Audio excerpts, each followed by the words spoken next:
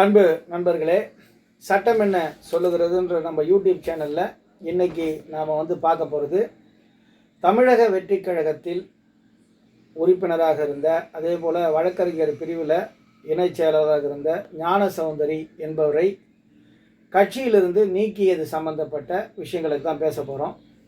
அதில் அவரை கட்சியிலிருந்து நீக்கின கடிதம், அதுக்கப்புறம் அது சம்மந்தப்பட்ட சட்ட விஷயங்களை பற்றி நான் இப்போ இப்போ நான் பேசும்போது நிச்சயமாக அந்த இதுவை போடுவாங்க, அந்த பேம்ப்ளெட்டை போடுவாங்க, பாருங்கள்.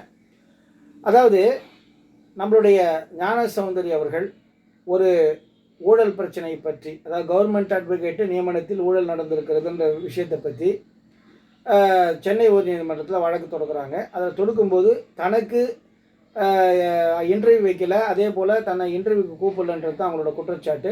அதில் அவங்க வெற்றி பெற்றிருக்கிறார்கள், அது வேறு விஷயம். ஞானசௌந்தரி அவர்கள் வெற்றி பெற்றிருக்காங்க. நீதிமன்றம் அவருக்கு சார்பான ஜட்ஜ்மெண்ட்டை தான் கொடுத்துருக்காங்க. அது ஒரு விஷயம், அது ஏற்கனவே பேசிட்டோம் நம்ம. இப்போது இந்த மோகன்ராஜ் என்கின்ற மாவட்ட செயலாளர் சௌந்தரி, அதாவது ஞானசௌந்தரி அவர்களை கட்சியிலேருந்து நீக்கியிருக்கிறார். இது சட்டப்படி செல்லுமா செல்லாதான், இதுதான் விஷயம். இப்போது நான் ஒரு சின்ன எக்ஸாம்பிள் சொல்கிறேன்.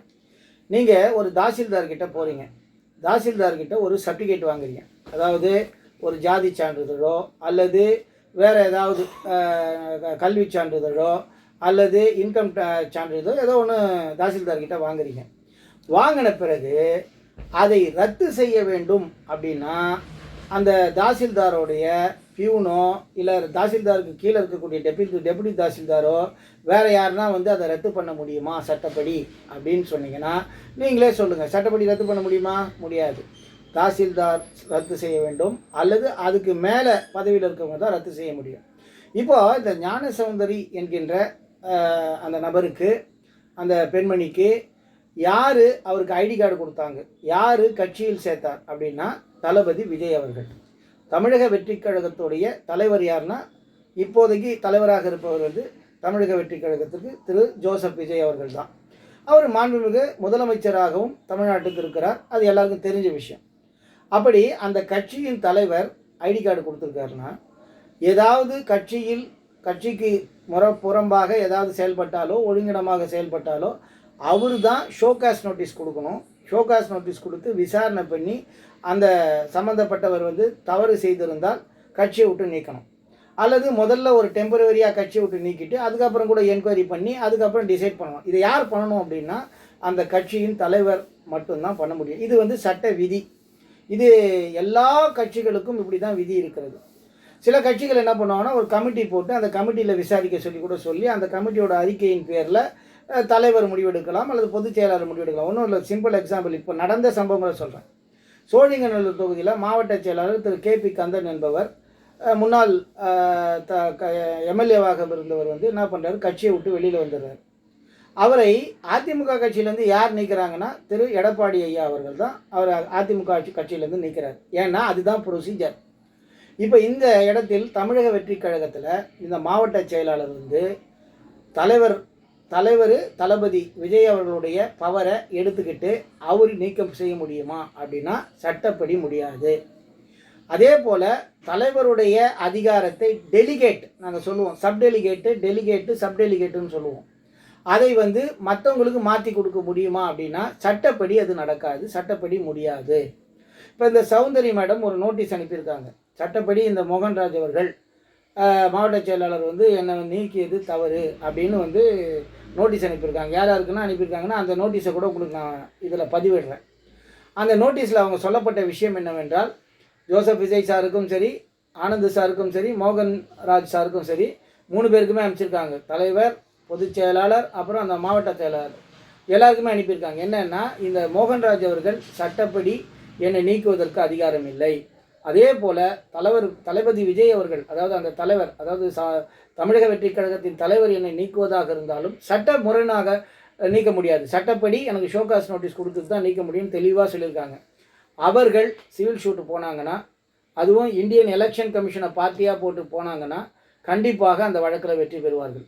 இதில் ஏன் இதெல்லாம் நடக்கிறது அப்படின்னா, என்னை பொறுத்தவரை என்னுடைய பார்வையில், சட்ட பார்வையில், சட்ட விஷயங்களை தெரிந்து கொள்ளாமல் இருக்கிறார்கள். அந்த மாவட்ட செயலாளரும் சரி, பொதுச் செயலாளர் புசி ஆனந்த் அவர்களும் சரி, நான் அந்த தலைவர் அதாவது விஜய் சாரும் வந்து சட்ட விஷயங்களை அந்த சட்ட ஆலோசகர்களுடன் சேர்ந்து கலந்து கேட்டு செய்யாததின் விளைவு தான் இந்த மாதிரி சட்டத்திற்கு அப்பாற்பட்டு சட்டத்தின் உட்படாமல் செய்கின்ற செயலாக இருக்கிறது.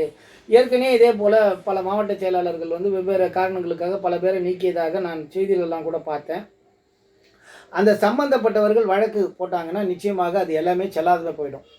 அதனால் தலைவர் விஜய் அவர்களுக்கு என்னுடைய சட்ட ஆலோசனை என்ன அப்படின்னா, நீங்கள் யாரை நீக்குவதாக இருந்தாலும் சட்டப்படி நீங்கள் தான் நோட்டீஸ் கொடுக்க முடியும். ஏன்னா நீங்கள் தான் கையெழுத்திட்டு நீங்கள் தான் ஐடி கார்டு அவர்களுக்கு கொடுத்துருக்கீங்க. அதுவும் அவர்களை நீங்கள் நீக்குவதாக இருந்தால் அவருடைய தரப்பு விஷயங்களை கேட்க வேண்டும், அவருடைய கருத்துக்களை கேட்க வேண்டும். இதுதான் சட்டம். ஏன்னா நீங்கள் வச்சிருக்க இப்போ இந்த தமிழக வெற்றிக் கழகம், நான் வழக்கறிஞராக பேசுகிறேன்.